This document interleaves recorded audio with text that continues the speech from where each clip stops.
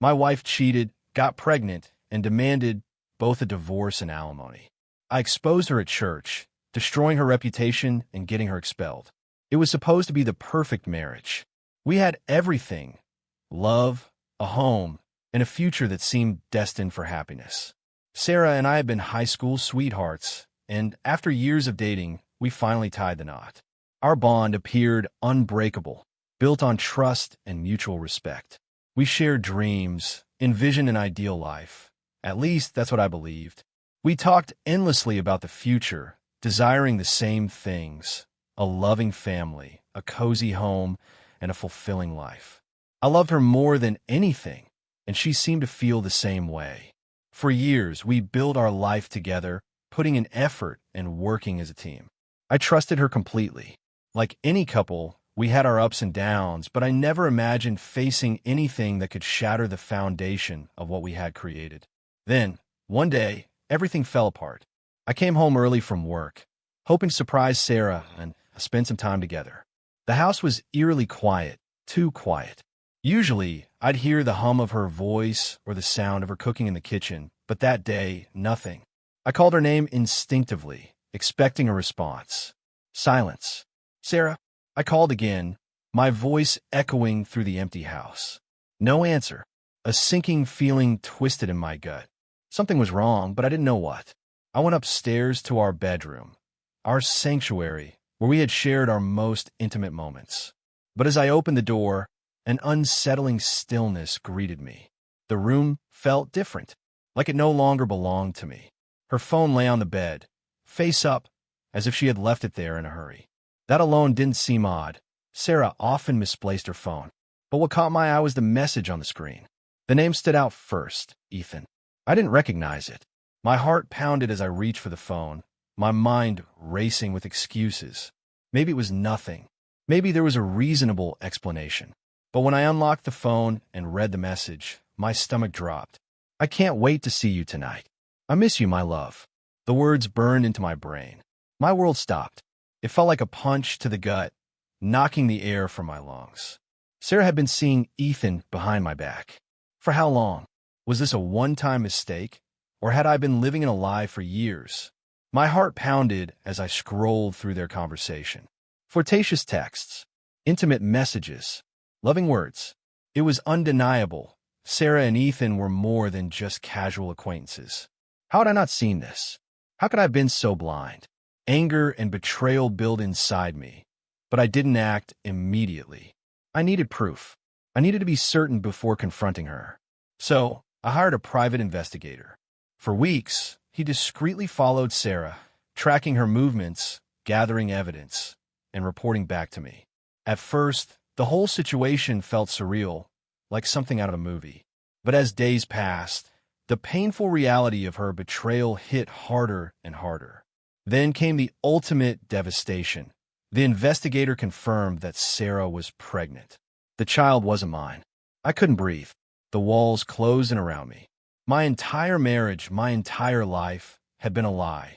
Armed with undeniable proof, I confronted Sarah. There was no room for excuses, no space for apologies. I had seen the truth with my own eyes. She had betrayed me in the worst possible way, and there was no coming back from that. But as if the betrayal wasn't enough, Sarah had the audacity to demand a divorce and alimony, as if she were the victim. Her words cut deeper than I could have ever imagined. I had been loyal, devoted, and supportive, and this was how she repaid me? Her demand for financial support felt like the final insult, an added layer of cruelty. Rage surged through me. This wasn't just about money. It was about principle. She had shattered our marriage, destroyed my trust, and now she expected me to fund her new life? No, I wasn't going to let her walk away unscathed. I knew exactly how to make her face the consequences of her actions. Sarah had always been heavily involved in her church. She was known in the community for her so-called devotion to faith and family. But in reality, she was nothing more than a hypocrite. I knew that exposing her secrets to the church would destroy her in ways no legal battle ever could. I gathered all the evidence, texts, photos, even video footage. The affair, the pregnancy, the lies. It was all there, undeniable and damning. And then I made my move. That Sunday, I arrived at the church. It was the perfect moment after the service when the entire congregation was gathered. I walked up to the podium. Sarah sat among the crowd. Our eyes met for a brief moment, confusion flashing in hers. She had no idea what was coming. I cleared my throat and began. Good afternoon, everyone. I need to share something with you all. This may be difficult to hear, but it's the truth. A murmur spread through the crowd. Sarah shifted uncomfortably in her seat. Sarah, my wife of several years, has been unfaithful. She has been having an affair with a man named Ethan. And it doesn't end there. She is pregnant, but the child is not mine. Gasps filled the room. Sarah's face went pale. She tried to stand, but I raised a hand, stopping her. This isn't just about our marriage, I continued. It's about the deception she has played on all of you. She has built a reputation of faith and morality, but in reality, she has betrayed us all. Silence. The tension in the room was suffocating. Sarah sat frozen, hands trembling. People whispered, exchanging shocked glances.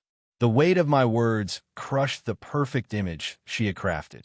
Then, I turned to the pastor, who stood at the back, his expression grim. I think it's only fair to let the church decide how to handle this, I said firmly. Sarah's actions haven't just destroyed our marriage. They have violated the trust of this entire community. The pastor nodded, his face full of disappointment. Sarah, we need to talk, he said gravely. This is not the example we want to set for our congregation. Before Sarah could respond, I turned and walked away. I didn't need to see what happened next. Her reputation, everything she valued, was shattered. She was eventually expelled from the church. The alimony request was dismissed, and she was left to face the true cost of her betrayal. I had won, not by fighting her in court, but by revealing her for who she truly was. And as I walked away, I felt something I hadn't in weeks. Relief. I was finally free.